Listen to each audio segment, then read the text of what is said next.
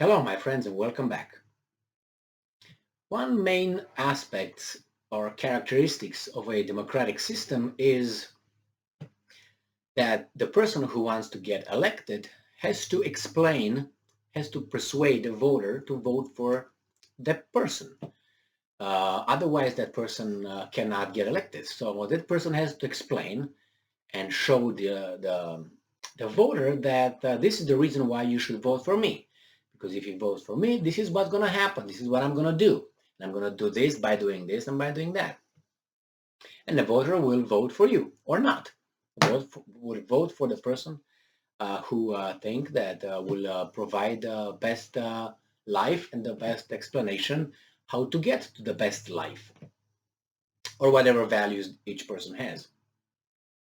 Now, in another kind of system is when someone grabs the power without asking, and then once is has the power, it just makes decisions according to his will, desires, and ideas, without providing any explanation to the population. Or if explains something very vaguely or something that doesn't make sense, because he doesn't care what the population will do, because the system is formed in such a way that it's a buffer between the population and his leadership. Okay, so with this being said, I'm going to go to the economics. We, right now in the Western countries, are going through a not so good economic time. And all this, or most of it, is due to the Ukraine-Russian situation.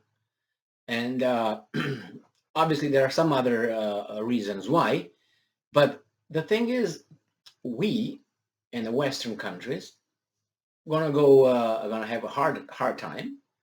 But even the ones that our leaders place sanctions on, which is Russia, will not have such a hard time, it seems like. I have here an article from J.P. Morgan, from Business Insider, and from today, May 10th, by Harry Robertson. And this is the title. J.P. Morgan says Russia's economy is stronger than expected and will only suffer a shallow recession despite sanctions. Did you hear that? I did. So, the Wall Street Bank said business sentiment surveys from the country are signaling a not very deep recession.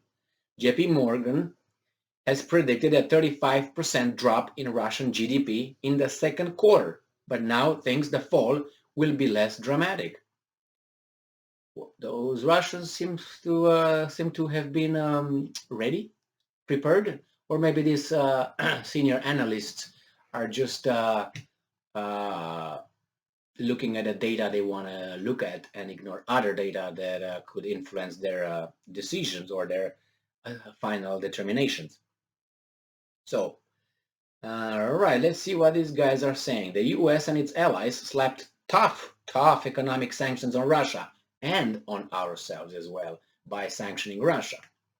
In late February, after Vladimir Putin's troops invaded Ukraine, the stringency of the measures prompted forecasters to predict a dramatic slowdown in Russia's economy. In March, JP Morgan forecasted that Russian gross domestic product will contract 35% quarter over quarter in the second quarter, a 7% for the year. The IMF expects Russia's economy to shrink 8.5% in 2022. Yet the bank told clients last week that the country's economy is in better shape than expected, judging from business surveys and high-frequency indicators such as electricity consumption and financial flows. The data at hand, therefore, do not point to an abrupt plunge in activity, at least for now, JP Morgan's analyst wrote. It says, to be sure, JP Morgan said Russia's economy is far from where it would be if the invasion hadn't happened. It said export Orders are doing particularly badly and companies expect more pain down the line. The impact of sanctions will continue building in coming quarters, we expect. Right, the GDP profile therefore looks increasingly likely to be consistent with a drawn out but not very sharp recession. I posted some videos on United States' prognosis of its economy by the same Wall Street experts and all these fantastic people. And the data was not gloomy. I mean, was gloomy, was not happy. With inflation going higher, the Fed increased, the interest rates with 0.5%, and it's just it seems like we hurt ourselves more than we hurt the bad dudes, the Russians in this case. And it makes me think that maybe it's not only that the Russian issue, creates our economic trend, but there are some other issues that came before Russia that, was the push of the economy in this direction. We can say, okay, it was the pandemic. Yes, it was the pandemic. Yes, the activities during the pandemic were a little bit slowed down. Yes, it was a massive financial handout. There were some checks provided to the population. Yes, there were. The the printing machine here in the United States accelerated, and a lot of dollars were dumped on the market. That means inflation. All these things are just happened before Russia started. And why I tell you that is because I look at the prices of the groceries, gas prices. And before Russia started doing what it's doing, the gas was already in my town at 4.30, $4.30 or so, just before it started.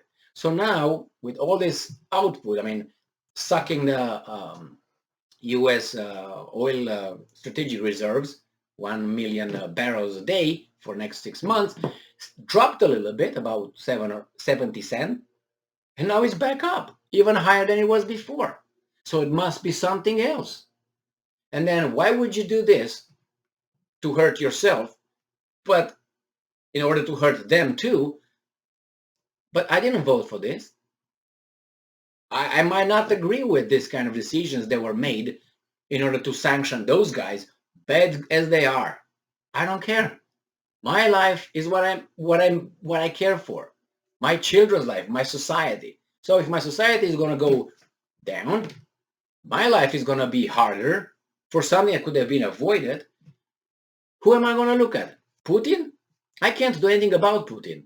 I'm looking at the people I voted for. So what's the response? Inflation and income is going up. So nevertheless, Russia is not hit as hard as they thought they will, and that tells me that these guys over there were well prepared, and or these guys here were just goofies, just bad analysis on our part. All right, well, thank you very much for being with me again today. Stay strong, stay smart, look for the truth, and be just.